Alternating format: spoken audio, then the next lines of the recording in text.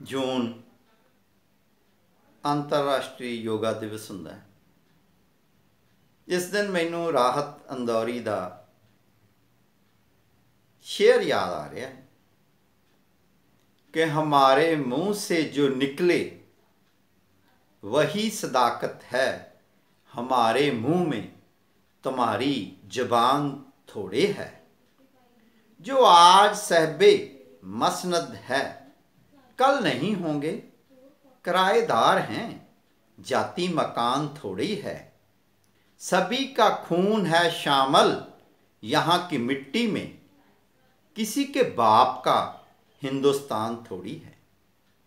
तो सच्ची गल तो यह है कि योगा भी किसी दे बाप का नहीं है। दरअसल दक्षिणी एशिया दे विच, भारत दे विच योगा बहुत पुराना है। तो योगा ये कितना पुराना है, ये सिंध घाटी की सभ्यता तो पता लगता है कि कितना पुराना है। सिंध घाटी की सभ्यता तो जिहड़ियां सानू मोहरां मिलियां, जिहड़ियां कुछ उत्थे उन्हां उत्ते आकृतियां छपियां होईयां, जिहड़ियां उन्हां दे उत्ते चित्र बने हुए हैं, उहदे विच भी योग दियां बहुत सारियां जिहड़ियां मुद्रावां आसन ने। तो इत्थों असीं ये अंदाज़ा ला सकते हैं कि योग कोई अज दा नहीं है, ये बहुत पुराना है। ये योग आ जिहड़ा इहदा कोई बहुता संबंध किया जा सकता है कि सीधा किसी एक व्यक्ति नाल, जिवें कई बारी रामदेव नाल जोड़ दिता जाता है, किसी एक संगठन नाल, जिवें कई बारी RSS नाल जोड़ दिता जाता है, जां किसी एक पार्टी नाल, जिवें BJP नाल जोड़ दिता जाता है, जां किसी सरकार नाल संबंध नहीं। इहदा संबंध भारत दे विरसे नाल आ, भारत दे इतिहास नाल, ते भारत दे इतिहास नाल भी सिंध घाटी की सभ्यता तो इतिहास। बहुत बारी इहनूं इवें हिंदू धर्म नाल जोड़ दिता जाता है। तो हिंदू धर्म दे विच दर्शन नूं पढ़न वाले जानते हैं कि दो धारावां ने, एक वैदिक धारा है ते एक अवैदिक धारा है। तो जिहड़ी वैदिक धारा है उस नूं छड्ड के जिहड़ी वैदिक धारा उहदे विच जैन मत आ, उहदे विच बुद्ध मत आ, उहदे विच चार वाक आ, उहदे विच सांख्य है। तो योग का जिहड़ा जोड़ आ वो योग सांख्या, सांख्या योग, योग का संबंध सांख्या नाल, ये अवैदिक धारा है। ये तो बहुत सारे पश्चिमी विद्वान भी तो बहुत सारे भारतीय विद्वान भी, इत्थों तक कि डॉक्टर राधा कृष्णन वर्गे भी, के दामोदरन वर्गे भी ये गल मानते ने कि योग का ते जिहड़ा ईश्वर का संबंध आ वो बड़ा ओपरा या बाद दे विच जोड़िया गया। असल दे विच तां इह कि पुराने समय तो ही मन का, शरीर का, तन का ते मन का, शरीर का ते अंदरले जमीर का, चेतना का जिहड़ा संबंध आ वो योग जोड़दा है। तो योग का अर्थ जिहड़ा जुड़ना है वो केवल रब नाल जुड़ना नहीं, अपने आप नाल जुड़ना है, अपने अंदर नाल जुड़ना है। तो योग दे बारे जे असीं अगे गल करते हैं तो जिहड़ा योग आ उहदे बारे सानूं बड़ा स्पष्ट कई गल्लां बड़ियां महत्वपूर्ण बनदियां योग दे विच। कि योग दे विच यम, नियम, आसन, प्राणायाम, प्रत्याहार, धारणा, ध्यान ते समाधि है। असल दे विच तां अज जिहड़ा योग पश्चिम दे विच प्रचलित होया वो केवल होया हुआ हैगा आसन ही ज़्यादा प्रचलित होए हुए। तो आसनां की जदों असीं गल करते हैं तो असल दे विच आसन आ जिहड़े वो करदे की है कि शरीर विच स्ट्रैंथ पैदा करते हैं, शक्ति पैदा करते। वो शरीर दे विच जिहनूं कह सकते हैं फ्लैक्सीबिलिटी, लचकीलापन पैदा करते हैं। तो जिहड़े आसन ने वो मन ते शरीर नूं जोड़दे ने, मन ते शरीर नूं जोड़दे आ ते व्यक्ति नूं बैलेंस, संतुलित बनाउंदे आ, संतुलित बनाउंदे आ। तो एक तरह नाल जिहड़ा उहदा मुख संबंध हैगा वो प्राणायाम, जिहड़ा साह की क्रिया नाल। ते साह असीं जाणदे हां कि साह असीं नक राहीं लैंदे हां, फिर साडे फेफड़िਆਂ की एक प्रणाली आ, पर साह जिहड़ा वो सैल की पद्धर ते भी, खून दे राहीं सैल की पद्धर ते भी पहुँचदा है ते सैलां दे विच भी ऑक्सीजन का संचार हुंदा है। ते जिहड़ा ये योग आ वो कहा जा सकता कि सैल तो लैके शरीर तक, पूरे शरीर तक इसका संबंध। तो इस दे विच ਕਿਸੇ ਇੱਕ ਦਾ ਕੋਈ ਇਹਦੇ ਤੇ ਜ਼ੋਰ ਨਹੀਂ ਆ ਕਿ ਇਹਨੂੰ ਕੋਈ ਇੱਕ ਪੈਥੀ ਜਾਂ ਇੱਕ ਧਰਮ ਜਾਂ ਇੱਕ ਸੰਗਠਨ ਜਾਂ ਇੱਕ ਵਿਅਕਤੀ ਇਹਦੇ ਤੇ ਦਾਅਵਾ ਜਤਾਵੇ। ਬਿਨਾਂ ਸ਼ੱਕ ਇਹ ਮਾਨਵੀ ਧਰੋਹਰ ਹੈਗੀ ਹੈ, ਇਹਨੂੰ ਕੋਈ ਵੀ ਵਰਤ ਸਕਦਾ, ਕੋਈ ਵੀ। ਦੂਸਰਾ ਕਿ ਯੋਗ ਦਾ ਜਿਹੜਾ ਪਤੰਜਲੀ ਰਿਸ਼ੀ ਨਾਲ ਸੰਬੰਧ ਜੋੜਿਆ ਜਾਂਦਾ। ਪਤੰਜਲੀ ਇਤਿਹਾਸ ਦੇ ਵਿੱਚ ਕੁਝ ਲੋਕ ਕਹਿੰਦੇ ਆ ਕਿ ਪਤੰਜਲੀ ਜਿਹੜਾ ਈਸਾ ਤੋਂ 200 ਸਦੀ ਪਹਿਲਾਂ ਹੋਇਆ, ਕੁਝ ਲੋਕ ਕਹਿੰਦੇ ਆ ਕਿ ਉਹ 200 ਸਾਲ ਪਹਿਲਾਂ ਹੋਇਆ, ਕੁਝ ਲੋਕ ਉਹਦਾ ਕਾਲ ਉਦੋਂ ਪਿੱਛੇ ਕਹਿੰਦੇ ਆ, ਕੁਝ ਲੋਕ ਕਹਿੰਦੇ ਕਿ ਇਤਿਹਾਸ ਵਿੱਚ ਦੋ ਹੋਏ ਨੇ, ਇੱਕ ਵਿਆਕਰਨਕਾਰ ਹੋਇਆ, ਕੁਝ ਲੋਕ ਕਹਿੰਦੇ ਕਿ ਨਹੀਂ ਉਹ ਵੱਖਰਾ ਹੈਗਾ। ਚਲੋ ਇਹ ਆਪਾਂ ਬਹਿਸ ਦੇ ਵਿੱਚ ਅੱਜ ਨਹੀਂ ਪੈਂਦੇ ਕਿ ਕਦਮ ਕਿਸਮ ਦੀ ਬਹਿਸ ਹੈਗੀ। ਪਰ ਪਤੰਜਲੀ ਨੇ ਇਹਨਾਂ ਯੋਗ ਆਸਨਾਂ ਦੀ ਕਾਢ ਨਹੀਂ ਕੱਢੀ, ਉਹਨੇ ਤਾਂ ਇਹਨਾਂ 194 ਆਸਨਾਂ ਨੂੰ ਸੂਤਰਬੱਧ ਕੀਤਾ। ਉਹਨੇ ਤਾਂ 184 ਸੂਤਰ ਲਿਖੇ ਨੇ। ਆਸਣ ਕੁੱਲ ਕਿੰਨੇ ਨੇ ਇਹਦੇ ਬਾਰੇ ਵਿਦਵਾਨਾਂ ਵਿੱਚ ਮਤਭੇਦ ਆ। ਕੁਝ ਵਿਦਵਾਨ ਆ ਜਿਹੜੇ ਉਹ ਜਿਵੇਂ ਆਮ ਇੱਕ ਫੋਕ ਫਿਗਰ ਹੈਗੀ ਆ, ਇੱਕ ਲੋਕ ਸੰਖਿਆ ਹੈਗੀ ਆ ਕਿ 84 ਆਸਣ ਨੇ। ਕੁਝ ਲੋਕ ਕਹਿੰਦੇ ਆ ਕਿ ਨਹੀਂ 64 ਆਸਣ ਨੇ, ਕੁਝ ਲੋਕ ਕਹਿੰਦੇ ਕਿ 108 ਆਸਣ ਨੇ। ਬੁਨਿਆਦੀ ਤੌਰ 'ਤੇ ਜਿਹੜੇ ਇਹ ਆਸਣ ਨੇ ਇਹ ਆਉਂਦੇ ਕਿਵੇਂ, ਹੋਂਦ 'ਚ ਕਿਵੇਂ ਆਉਂਦੇ ਆ। ਇਹ ਬਹੁਤਾ ਜਿਹੜਾ ਹੈਗਾ ਇਹ ਆਲੇ ਦੁਆਲੇ ਦੀ ਪ੍ਰਕਿਰਤੀ ਦੀ ਨਕਲ ਆ। ਬਿਰਖ ਆਸਣ ਕਿ ਬਿਰਖ ਕਿਵੇਂ ਝੂਮਦੇ ਨੇ। ਤਾੜ ਆਸਣ ਸਰੀਰ ਨੂੰ ਸਿੱਧਾ ਰੱਖਣਾ ਕਿ ਤਾੜ ਦੇ ਦਰਖਤ ਵਾਂਗ। ਅੱਗੇ ਵੀ ਇਹਦੇ ਵਿੱਚ ਬਹੁਤ ਸਾਰੇ ਆ ਕਿ ਇਹ ਜਾਨਵਰਾਂ ਦੀ ਨਕਲ ਆ। ਕਿਵੇਂ ਕਿ ਮੱਛੀ ਕਿਵੇਂ ਤਰਦੀ ਹੈ, ਮੋਰ ਕਿਵੇਂ ਪੈਲ ਪਾਉਂਦਾ ਹੈ, ਮੋਰ ਕਿਵੇਂ ਚੱਲਦਾ ਹੈ। ਇਹਦੇ ਵਿੱਚ ਬਹੁਤ ਸਾਰੀਆਂ ਜਿਹੜੇ ਜਾਨਵਰ ਨੇ ਉਹਨਾਂ ਦੀਆਂ ਚਾਲਾਂ ਦਾ, ਉਹਨਾਂ ਦੇ ਸਰੀਰ ਦੇ ਗਊਮੁਖ ਆਸਨ ਕਿ ਜਿਵੇਂ ਗਊਆਂ ਬੈਠਦੀਆਂ ਨੇ। ਇਸ ਪ੍ਰਕਾਰ ਇਹ ਵੀ ਇੱਕ ਦੋਸ਼ ਵੀ ਲਾਇਆ ਜਾਂਦਾ, ਕਿਤੇ ਨਾ ਕਿਤੇ ਗੱਲ ਸੱਚੀ ਵੀ ਆ ਕਿ ਯੋਗ ਦੀ ਲੋੜ ਕਿੰਨਾ ਲੋਕਾਂ ਨੂੰ ਪਈ। ਤਾਂ ਮੁੱਢਲੇ ਤੌਰ 'ਤੇ ਯੋਗ ਦੀ ਲੋੜ ਉਹਨਾਂ ਲੋਕਾਂ ਨੂੰ ਪਈ ਕਿ ਜਿਹੜੇ ਲੋਕਾਂ ਦੇ ਵਿੱਚ ਜਦੋਂ ਕੰਮ ਦੀ ਵੰਡ ਹੋ ਗਈ, ਜਦੋਂ ਡਿਵੀਜ਼ਨ ਆਫ ਲੇਬਰ ਹੋ ਗਈ, ਤਾਂ ਜਿਹੜੇ ਵਿਅਕਤੀ ਕਿਹਾ ਜਾ ਸਕਦਾ ਕਿ ਸਰੀਰਕ ਕੰਮ ਘੱਟ ਕਰਦੇ ਸੀ ਜਾਂ ਨਹੀਂ ਕਰਦੇ ਸੀ, ਉਹਨਾਂ ਨੂੰ ਯੋਗ ਕਿਰਿਆਵਾਂ ਦੀ ਲੋੜ ਸੀ। ਨਿਸ਼ਚੈ ਹੀ ਉਹ ਬੁੱਧੀਜੀਵੀ, ਪੰਡਤ, ਵਿਦਵਾਨ, ਕਿਤਾਬੀ ਕੰਮ ਕਰਨ ਵਾਲੇ, ਸਾਰੀ ਦਿਹਾੜੀ ਬੈਠੇ ਰਹਿਣ ਵਾਲੇ ਲੋਕ ਸੀ। ਕਿਸਾਨ ਨੂੰ ਤਾਂ ਯੋਗੇ ਦੀ ਲੋੜ ਨਹੀਂ, ਸਾਰੀ ਦਿਹਾੜੀ ਉਹਦਾ ਵੈਸੇ ਹੀ ਬਹੁਤ ਯੋਗਾ ਹੋ ਜਾਂਦਾ। ਨਿਸ਼ਚੈ ਹੀ ਮਜ਼ਦੂਰ ਨੂੰ ਯੋਗੇ ਦੀ ਲੋੜ ਨਹੀਂ, ਉਹਦਾ ਤਾਂ ਵੈਸੇ ਵੀ ਬਹੁਤ ਸਾਰੀ ਦਿਹਾੜੀ ਕੰਮ ਕਰਦੇ ਦਾ ਯੋਗਾ ਹੋ ਜਾਂਦਾ। ਕੋਈ ਮਾਸਪੇਸ਼ੀ, ਕੋਈ ਅੰਗ ਨਹੀਂ ਗਾ ਜਿਹੜਾ ਨਹੀਂ ਮੁੜਦਾ ਜਾਂ ਜਿਹਦੇ 'ਤੇ ਜ਼ੋਰ ਨਹੀਂ ਪੈਂਦਾ।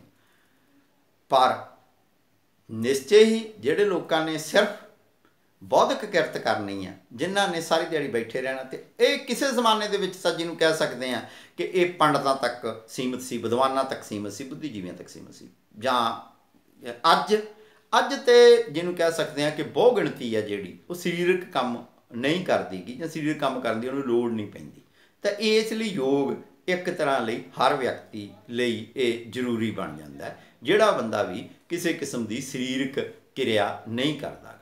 ਤਾਂ ਉਸ ਹਾਲਤ ਦੇ ਵਿੱਚ ਯੋਗ ਦਿਵਸ ਇੱਕ ਪ੍ਰੇਰਨਾ ਦਾ ਦਿਨ ਮੰਨਿਆ ਗਿਆ ਜਾਂ ਮਨਾ ਲਿਆ ਗਿਆ ਹੈਗਾ। ਅਤੇ ਇਸ ਦਿਨ ਅਸੀਂ ਕਹਿ ਸਕਦੇ ਹਾਂ ਕਿ ਇੱਕ ਨਵਾਂ ਪ੍ਰਣ ਕਰਕੇ ਯੋਗ ਦੇ ਰਸਤੇ 'ਤੇ ਤੁਰ ਸਕਦੇ ਹਾਂ, ਇੱਕ ਆਪਣੇ ਆਪ ਨਾਲ ਅਹਿਦ ਕਰ ਸਕਦੇ ਹਾਂ। ਤਾਂ ਅੱਜ ਆਪਾਂ ਕੁਝ ਅਜਿਹੀਆਂ ਗੱਲਾਂ ਕਰਨੀਆਂ ਚਾਹੁੰਦੇ ਸੀਗੇ ਯੋਗ ਬਾਰੇ, ਤਾਂ ਕੁਝ ਹੋਰ ਗੱਲਾਂ ਵੀ ਆਪਾਂ ਕਰਦੇ ਹਾਂ। ਯੋਗ ਦਾ ਜਿਹੜਾ ਸੰਬੰਧ ਆ ਉਹ ਭਾਰਤ ਦੀ ਪ੍ਰਾਚੀਨ ਪਰੰਪਰਾ ਨਾਲ ਆ। ਇੱਕ ਗੱਲ ਇਹ ਵੀ ਸਪਸ਼ਟ ਕਰ ਦੇਣੀ ਜ਼ਰੂਰੀ ਆ ਕਿ ਜਿਹੜਾ ਯੋਗ ਆ ਇਹ ਕੋਈ ਕਿਹਾ ਜਾਂਦਾ ਹੈਗਾ ਕਿ ਕੋਈ ਪਤੰਜਲੀ ਰਿਸ਼ੀ ਨੇ ਸ਼ੁਰੂ ਕੀਤਾ। ਤਾਂ ਪਤੰਜਲੀ ਰਿਸ਼ੀ ਨੇ ਸ਼ੁਰੂ ਕੀਤਾ।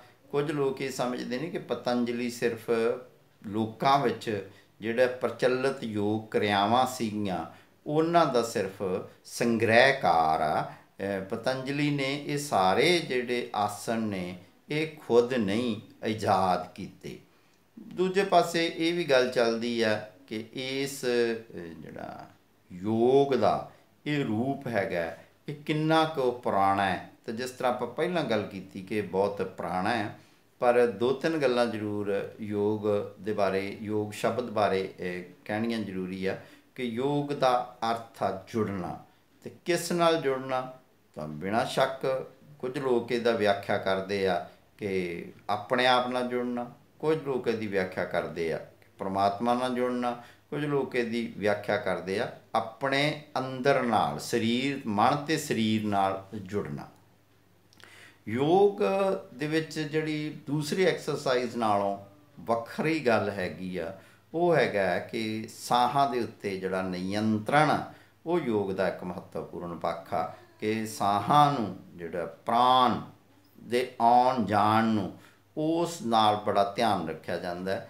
ਦੂਸਰਾ ਜਿਹੜਾ ਯੋਗ ਦਾ ਹੋਰ ਐਕਸਰਸਾਈਜ਼ਾਂ ਦੇ ਮੁਕਾਬਲੇ ਹੈ ਕਿ ਯੋਗ ਆ ਜਿਹੜਾ ਉਹ ਸਿਰਫ ਸ਼ਕਤੀ ਦੇ ਉੱਤੇ, ਤਾਕਤ ਦੇ ਉੱਤੇ, ਬਲਾਂ ਉੱਤੇ ਹੀ ਨਹੀਂ ਸਗੋਂ ਫਲੈਕਸੀਬਿਲਿਟੀ, ਲਚਕੀਲੇਪਨ 'ਤੇ ਵੀ ਧਿਆਨ ਦਿੰਦਾ ਹੈਗਾ। ਇਸ ਪੱਖੋਂ ਜਿਹੜਾ ਯੋਗ ਆ ਉਹ ਕਾਫੀ ਹੱਦ ਤੱਕ ਜਿਮਨਾਸਟਿਕ ਦੇ ਨੇੜੇ ਤੇੜੇ ਹੈਗਾ।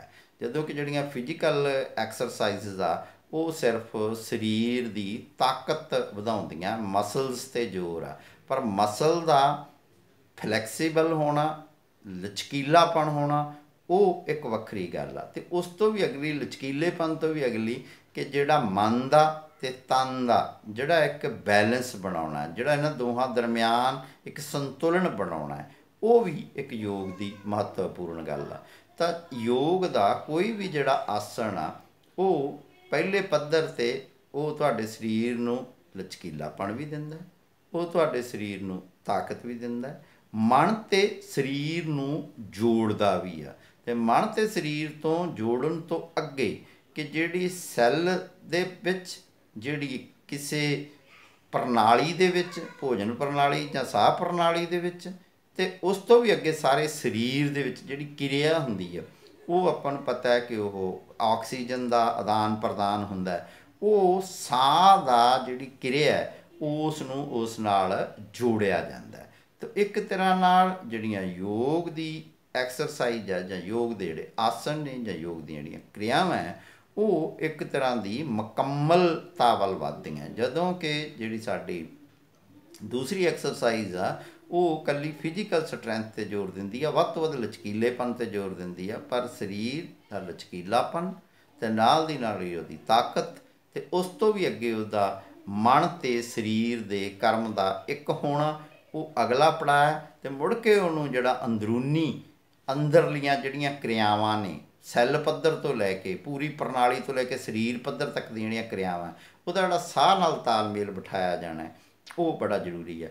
ਇਸ ਗੱਲ ਦੀ ਵੀ ਬੜੀ ਜ਼ਰੂਰਤ ਮਹਿਸੂਸ ਹੁੰਦੀ ਆ ਇਹਨਾਂ ਦਿਨਾਂ ਦੇ ਵਿੱਚ ਕਿ ਯੋਗ ਦੇ ਬਾਰੇ ਬੜੇ ਭਰਮ ਭੁਲੇਖੇ ਨੇ ਕਿ ਬਹੁਤ ਵਾਰੀ ਯੋਗ ਉਹ ਦਾਅਵੇ ਕਰਦਾ ਜਿਹੜੇ ਗੈਰ ਵਿਗਿਆਨਕ ਹੁੰਦੇ ਆ ਅਤੇ ਦੂਸਰੀਆਂ ਪ੍ਰਣਾਲੀਆਂ ਦੇ ਨਾਲ ਇੱਕ ਵਿਰੋਧ ਦਾ ਜਾਂ ਨਫ਼ਰਤ ਦਾ ਰਿਸ਼ਤਾ ਥਾਪਦਾ ਹੈ। ਅਤੇ ਮੋੜਵੇਂ ਰੂਪ ਵਿੱਚ ਜਿਹੜੀਆਂ ਦੂਸਰੀਆਂ ਪ੍ਰਣਾਲੀਆਂ ਉਹ ਯੋਗ ਨੂੰ ਭੰਡਦੀਆਂ ਨੇ, ਜਦੋਂ ਕਿ ਜ਼ਰੂਰਤ ਇਹ ਹੈਗੀ ਆ ਕਿ ਯੋਗ ਨੂੰ ਵਿਗਿਆਨਕ ਢੰਗਾਂ ਨਾਲ ਪਰਖਿਆ ਜਾਵੇ ਅਤੇ ਵਿਗਿਆਨਕ ਪ੍ਰਣਾਲੀਆਂ ਦੇ ਵਿੱਚ, ਮੈਡੀਕਲ ਪ੍ਰਣਾਲੀਆਂ ਦੇ ਵਿੱਚ, ਪ੍ਰਚਲਿਤ ਐਲੋਪੈਥਿਕ ਪ੍ਰਣਾਲੀਆਂ ਦੇ ਵਿੱਚ ਜਿਹੜੀਆਂ ਘਾਟਾਂ ਕਮਜ਼ੋਰੀਆਂ ਉਹਨਾਂ ਨੂੰ ਦੂਰ ਕਰਨ ਲਈ ਸਪਲੀਮੈਂਟ ਵਜੋਂ, ਉਹਨਾਂ ਨੂੰ ਦੂਰ ਕਰਨ ਲਈ ਉਹਨਾਂ ਦੇ ਕੰਪਲੀਮੈਂਟ ਵਜੋਂ, ਉਹਨਾਂ ਨੂੰ ਦੂਰ ਕਰਨ ਲਈ, ਉਹਦੇ ਸੰਪੂਰਨਤਾ ਪ੍ਰਾਪਤ ਕਰਨ ਲਈ ਯੋਗ ਦਾ ਸਹਾਰਾ ਵੀ ਲਿਆ ਜਾ ਸਕਦਾ। ਅਤੇ ਇਹਨਾਂ ਕਿਰਿਆਵਾਂ ਦੇ ਵਿੱਚ ਜਾਂ ਇਹਨਾਂ ਪੈਥੀਆਂ ਦੇ ਵਿੱਚ ਜਾਂ ਇਹਨਾਂ ਮੈਡੀਕਲ ਦੀਆਂ ਜਿਹੜੀਆਂ ਚੀਜ਼ਾਂ ਨੇ ਇਹਨਾਂ ਦੇ ਵਿੱਚ ਜਿਹੜਾ ਵਿਰੋਧ ਥਾਪਣਾ ਹੈਗਾ ਉਹ ਨਾ ਵਿਅਕਤੀਆਂ ਲਈ ਚੰਗਾ, ਨਾ ਉਹਨਾਂ ਪ੍ਰਣਾਲੀਆਂ ਲਈ ਚੰਗਾ,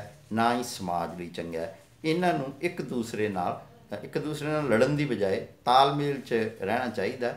ਅਸਲ ਕਾਰਨ ਤਾਂ ਇਹ ਆ ਕਿ ਜਦੋਂ ਇੱਕ ਵਿਸ਼ੇਸ਼ ਵਿਚਾਰਧਾਰਾ ਦੇ ਲੋਕ, ਵਿਸ਼ੇਸ਼ ਰਾਜਸੀ ਪਾਰਟੀ ਦੇ ਲੋਕ ਜ਼ਬਰਦਸਤੀ ਕਿਸੇ ਧਰੋਹਰ 'ਤੇ ਕਬਜ਼ਾ ਕਰਦੇ ਹੋਣ ਤਾਂ ਉਦੋਂ ਦੋ ਗੱਲਾਂ ਵਾਪਰਦੀਆਂ, ਜਾਂ ਤਾਂ ਲੋਕ ਉਸ ਆਪਣੇ ਵਿਰਸੇ ਨੂੰ ਮੁੜ ਆਪਣੇ ਕੋਲ ਖਿੱਚ ਲਿਆਉਂਦੇ ਆ ਅਤੇ ਜਾਂ ਫਿਰ ਇਹ ਆ ਕਿ ਉਹ ਸਰੈਂਡਰ ਕਰ ਦਿੰਦੇ ਆ। ਅਸਲ ਗੱਲ ਇਹ ਕਿ ਯੋਗ ਕਿਸੇ ਦੇ ਬਾਪ ਦਾ ਨਹੀਂ ਆ, ਯੋਗ ਕਿਸੇ ਦੇ ਬਾਪ ਦਾ ਨਹੀਂ ਆ, ਇਹ ਸਭ ਦਾ ਹੈ ਜਿਹੜਾ ਵੀ ਇਸ ਧਰਤੀ 'ਤੇ ਆਇਆ ਹੈ। ਅਤੇ ਉਸ ਦੇ ਉੱਤੇ ਕਿਸੇ ਵਿਅਕਤੀ ਨੂੰ ਵੀ ਦਾਅਵਾ ਨਹੀਂ ਛੱਡਣਾ ਚਾਹੀਦਾ। ਅਤੇ ਦੂਸਰੇ ਪਾਸੇ ਜਿਹੜਾ ਦਾਅਵਾ ਕਰਦੇ ਨੇ ਉਹਨਾਂ ਨੂੰ ਇਹਦਾ ਜਿਹੜਾ ਰਾਜਸੀ ਅਤੇ ਇੱਕ ਵਿਸ਼ੇਸ਼ ਵਿਚਾਰਧਾਰਕ ਜਿਹੜਾ ਤੋਂ ਲਾਭ ਲੈਣਾ ਚਾਹੁੰਦੇ ਆ ਉਹ ਨਹੀਂ ਹੋਣਾ ਚਾਹੀਦਾ। योग आ जिहड़ा ਉਹ ਇੱਕ ਅਵੈਦਿਕ ਧਾਰਾ ਦੀ ਸਾਂਖ ਨਾਲ ਜੁੜਦਾ ਹੈ। ਜਿਹੜਾ ਯੋਗ ਆ ਉਹ ਇੱਕ ਵੱਖਰੇ ਕਿਸਮ ਦੀ ਸਰੀਰਕ ਪ੍ਰਣਾਲੀ ਨੂੰ ਮਾਨਤਾ ਦਿੰਦਾ ਹੈ। ਉਸ ਵੱਲ ਸਾਨੂੰ ਹੋਰ ਖੋਜ ਕਰਨੀ ਚਾਹੀਦੀ ਆ, ਹੋਰ ਵਿਚਾਰ ਕਰਨਾ ਚਾਹੀਦਾ ਹੈ ਕਿ ਯੋਗ ਦਰਸ਼ਨ ਨਾਲ ਜੁੜਿਆ ਹੋਇਆ ਹੈ। ਅਤੇ ਯੋਗ ਦਰਸ਼ਨ ਹੈ ਜਿਹੜਾ ਉਹ ਭਾਰਤੀ ਦਰਸ਼ਨ ਦਾ ਹਿੱਸਾ ਹੈ। ਅਤੇ ਭਾਰਤੀ ਦਰਸ਼ਨ ਹੈ ਜਿਹੜਾ ਉਸ ਦੇ ਵਿੱਚ ਦੋ ਮੁੱਖ ਧਾਰਾਵਾਂ ਸਨ। ਇੱਕ ਧਾਰਾ ਨੂੰ ਅਸੀਂ ਵੈਦਿਕ ਧਾਰਾ ਕਹਿੰਦੇ ਹਾਂ ਕਿ ਇੱਕ ਧਾਰਾ ਨੂੰ ਅਸੀਂ ਅਵੈਦਿਕ ਧਾਰਾ ਕਹਿੰਦੇ ਹਾਂ। ਤਾਂ ਯੋਗ ਆ ਜਿਹੜਾ ਇਹਦਾ ਇੱਕ ਜੋੜ ਆ ਜਿਹੜਾ ਉਹ ਸਾਂਖ ਨਾਲ ਜੋੜਿਆ ਜਾਂਦਾ ਹੈ। ਅਤੇ ਜਿਹੜੀ ਸਾਂਖ ਦੀ ਧਾਰਾ ਹੈ ਉਹ ਅਵੈਦਿਕ ਧਾਰਾ ਮੰਨੀ ਜਾਂਦੀ ਹੈ। ਦੂਸਰੀ ਜਿਹੜੀ ਗੱਲ ਹੈਗੀ ਆ ਕਿ ਜਿਹੜਾ ਯੋਗ ਆ ਇਸ ਨੂੰ ਬਹੁਤ ਵਾਰੀ ਇੱਕ ਭੁਲੇਖੇ ਦੇ ਵਿੱਚ ਇੱਕ ਹਿੰਦੂ ਧਰਮ ਨਾਲ ਜੋੜ ਦਿੱਤਾ ਜਾਂਦਾ। ਅਸਲ ਦੇ ਵਿੱਚ ਜਿਹੜਾ ਯੋਗ ਆ ਉਸ ਦਾ ਜਿੰਨਾ ਜੋੜ ਕਿਹਾ ਜਾ ਸਕਦਾ ਹੈ ਕਿ ਹਿੰਦੂ ਧਰਮ ਨਾਲ ਹੋ ਸਕਦਾ ਹੈ, ਓਨਾ ਹੀ ਜੋੜ ਉਸ ਦਾ ਬੁੱਧ ਮਤ ਨਾਲ, ਓਨਾ ਹੀ ਉਸ ਦਾ ਜੋੜ ਜੈਨ ਮਤ ਨਾਲ, ਓਨਾ ਹੀ ਜੋੜ ਉਸ ਦਾ ਪੁਰਾਣੇ ਉਹਨੇ ਸਾਰੇ ਮਤਾਂ ਨਾਲ ਆ ਜਿਹੜੇ ਭਾਰਤ ਦੇ ਵਿੱਚ ਪਣਪੇ। ਅਸਲ ਦੇ ਵਿੱਚ ਜਿਹੜਾ ਯੋਗ ਮਤ ਆ ਜਾਂ ਯੋਗ ਜਿਹੜੀਆਂ ਕਿਰਿਆਵਾਂ ਨੇ ਜਾਂ ਯੋਗ ਦੇ ਜਿਹੜੇ ਆਸਣ ਨੇ ਇਹ ਭਾਰਤ ਦੇ ਵਿੱਚ ਬਹੁਤ ਪੁਰਾਣੇ ਸਮੇਂ ਤੋਂ ਪ੍ਰਚਲਿਤ ਨੇ। ਇੱਥੋਂ ਤੱਕ ਕਿ ਆਰੀਅਨਾਂ ਦੇ ਆਉਣ ਤੋਂ ਪਹਿਲਾਂ ਦੀ ਜਿਹੜੀ ਸਿੰਧ ਘਾਟੀ ਦੀ ਸੱਭਿਅਤਾ ਉਹਦੇ ਵਿੱਚੋਂ ਜਿਹੜੀਆਂ ਕੁਝ ਮੋਹਰਾਂ ਮਿਲੀਆਂ ਨੇ ਉਹਨਾਂ ਉੱਪਰ ਜਿਹੜੀ ਤਸਵੀਰ ਆ ਉਹ ਇੱਕ ਯੋਗੀ ਦੀ ਆਸਣ ਦੀ ਤਸਵੀਰ ਆ। ਇਸੇ ਪ੍ਰਕਾਰ ਹੀ ਜਿਹੜਾ ਆਦਿ ਦੇਵਤਾ ਮੰਨਿਆ ਜਾਂਦਾ ਹੈ ਸ਼ਿਵ, ਉਹਦੀਆਂ ਜਿਹੜੀਆਂ ਮੁਦਰਾਵਾਂ ਨੇ, ਉਹਦੇ ਬੈਠਣ ਦੀ ਮੁਦਰਾ, ਉਹਦੇ ਨਾਚ ਦੀ ਮੁਦਰਾ, ਉਹ ਕਿਹਾ ਜਾ ਸਕਦਾ ਕਿ ਯੋਗ ਦੇ ਆਸਣ ਨੇ। ਇਸੇ ਪ੍ਰਕਾਰ ਹੀ ਅਸੀਂ ਹੋਰ ਅੱਗੇ ਚੱਲਦੇ ਹਾਂ ਤਾਂ ਜਿਹੜੇ ਬੁੱਧ ਦੇ ਚਿੱਤਰ ਨੇ ਉਹਨਾਂ ਵਿੱਚ ਅਕਸਰ ਉਹ ਆਸਣ ਦੇ ਵਿੱਚ ਬੈਠੇ ਦਿਖਾਈ ਦਿੰਦੇ ਆ, ਪਦਮ ਆਸਣ ਜਾਂ ਸੁਖ ਆਸਣ ਦੇ ਵਿੱਚ ਉਹ ਦਿਖਾਈ ਦਿੰਦੇ ਆ। ਅਤੇ ਜੈਨ ਮਤ ਨਾਲ ਵੀ ਇਹਦਾ ਓਨਾ ਹੀ ਸੰਬੰਧ ਆ। ਜਦੋਂ ਕਿ ਜੈਨ ਮਤ, ਬੁੱਧ ਮਤ ਅਤੇ ਕਿਤੇ ਨਾ ਕਿਤੇ ਸਾਂਖ ਮਤ ਆ ਜਿਹੜਾ ਉਹ ਅਵੈਦਿਕ ਧਾਰਾਵਾਂ ਦੇ ਵਿੱਚ ਆਉਂਦਾ ਹੈ। ਅਤੇ ਅੱਜ ਜਿਸ ਨੂੰ ਹਿੰਦੂ ਮਤ ਵਜੋਂ ਪ੍ਰਚਾਰਿਆ ਜਾਂਦਾ ਹੈ ਉਹ ਵੈਦਿਕ ਧਾਰਾ ਹੈ ਜਾਂ ਉਪਨਿਸ਼ਦਾਂ ਅਤੇ ਪੁਰਾਣਾਂ ਦੇ ਆਧਾਰਿਤ ਵਿਚਾਰਤਾ।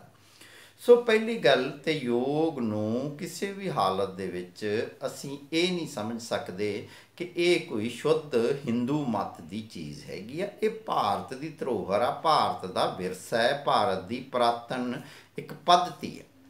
ਦੂਸਰੀ ਜਿਹੜੀ ਇਹਦੇ ਬਾਰੇ ਮਹੱਤਵਪੂਰਨ ਗੱਲ ਆ ਕਿ ਪਿਛਲੇ ਕੁਝ ਸਮੇਂ ਤੋਂ ਜਿਹੜਾ ਯੋਗ ਬਾਰੇ ਪ੍ਰਚਾਰ ਹੋ ਰਿਹਾ ਉਹ ਇੱਕ ਵਿਸ਼ੇਸ਼ ਸੰਗਠਨ RSS, ਵਿਸ਼ੇਸ਼ ਪਾਰਟੀ ਭਾਰਤੀ ਜਨਤਾ ਪਾਰਟੀ ਤੇ ਰਾਜ ਕਰ ਰਹੀ ਇਸ ਵੇਲੇ ਜਿਹੜੀ ਸਰਕਾਰ ਆ ਉਸ ਨੇ ਇਸ ਨੂੰ ਇਸ ਤਰ੍ਹਾਂ ਪ੍ਰਚਾਰਤਾ ਕਿ ਜਿਵੇਂ ਇਹ ਇੱਕੋ ਇੱਕ ਉਹਨਾਂ ਦੀ ਧਰੋਹਰ ਹੋਵੇ।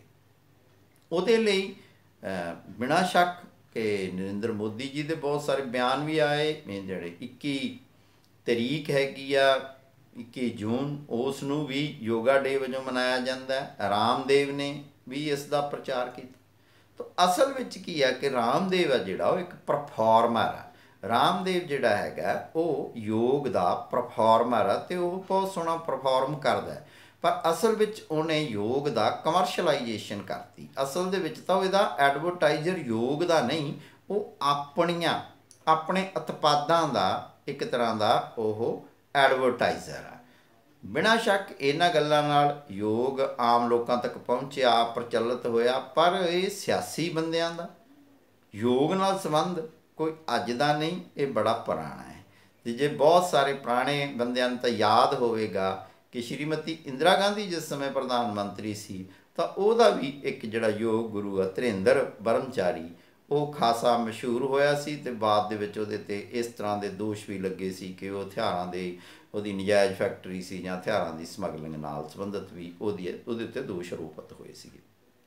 ਬਿਨਾਂ ਸ਼ੱਕ ਮੈਂ ਜਿਸ ਗੱਲ ਵੱਲ ਦੇ ਧਿਆਨ ਦਿਵਾਉਣਾ ਚਾਹੁੰਦਾ ਤੁਹਾਡਾ ਆਪ ਸਭ ਦਾ ਕਿ ਯੋਗ ਨੂੰ ਅਸੀਂ ਨਾ ਤੇ ਕਿਸੇ ਇੱਕ ਧਰਮ ਨਾਲ ਜੋੜੀਏ ਅਤੇ ਨਾ ਹੀ ਇੱਕ ਪਾਰਟੀ ਦੇ ਨਾਲ ਜੋੜੀਏ। ਤਾਂ ਯੋਗ ਆ ਜਿਹੜਾ ਉਸ ਨੂੰ ਅਸੀਂ ਸਮਝਣ ਦੀ ਕੋਸ਼ਿਸ਼ ਕਰੀਏ। ਤੇ ਯੋਗ ਦੇ ਵੀ ਕਈ ਪੱਖ ਨੇ। ਯੋਗ ਦਾ ਇੱਕ ਪੱਖ ਆ ਜਿਹੜਾ ਦਰਸ਼ਨ ਨਾਲ ਜੁੜਦਾ ਹੈ, ਜਿਸ ਵਿੱਚ ਆਉਂਦੇ ਆ ਯਮ, ਨਿਯਮ, ਆਸਣ, ਪ੍ਰਾਣਾਯਾਮ, ਪ੍ਰਤਿਹਾਰ, ਉਹ ਇੱਕ ਵੱਖਰਾ ਪਸਾਰ। ਇੱਕ ਜਿਹੜਾ ਯੋਗ ਦਾ ਪੱਖ ਹੈਗਾ ਦਾਰਸ਼ਨਿਕ ਪਸਾਰ ਤੋਂ ਇਲਾਵਾ ਕਿ ਇਸ ਦਾ ਫਿਜ਼ੀਕਲ ਐਕਸਰਸਾਈਜ਼ ਦੇ ਤੌਰ 'ਤੇ। ਜਦੋਂ ਵੈਸਟ ਦੇ ਵਿੱਚ ਯੋਗ ਬਹੁਤ ਜ਼ਿਆਦਾ ਪ੍ਰਚਲਿਤ ਹੁੰਦਾ ਹੈ ਤਾਂ ਉਹ ਪ੍ਰਚਲਿਤ ਹੁੰਦਾ ਹੈ ਇੱਕ ਐਕਸਰਸਾਈਜ਼ ਵਜੋਂ, ਫਿਜ਼ੀਕਲ ਐਕਸਰਸਾਈਜ਼ ਵਜੋਂ। ਤਾਂ ਫਿਜ਼ੀਕਲ ਐਕਸਰਸਾਈਜ਼ ਵਜੋਂ ਯੋਗ ਦੇ ਬਹੁਤ ਸਾਰੇ ਫਾਇਦੇ ਨੇ, ਬਹੁਤ ਸਾਰੀਆਂ ਇਹਦੇ ਕਿਹਾ ਜਾ ਸਕਦਾ ਹੈ ਕਿ ਲਾਭ ਲੋਕ ਪ੍ਰਾਪਤ ਕਰ ਸਕਦੇ ਹੋ। ਪਰ ਇੱਕ ਗੱਲ ਕਿ ਜਿਹੜਾ ਵੀ ਵਿਅਕਤੀ ਕਿਸੇ ਵੀ ਧਾਰਾ ਦਾ ਹੋਵੇ, ਕਿਸੇ ਸਕੂਲ ਦਾ ਹੋਵੇ, ਕਿਸੇ ਇੱਕ ਵਿਸ਼ੇਸ਼ ਕਲਾ ਦੇ ਵਿੱਚ ਮਾਹਰ ਹੋਵੇ, ਤਾਂ ਉਸ ਨੂੰ ਇਹ ਲੱਗਦਾ ਹੁੰਦਾ ਕਿ ਹਰ ਬਿਮਾਰੀ ਦਾ ਹੀ ਇਹਦੇ ਵਿੱਚ ਇਲਾਜ ਆ।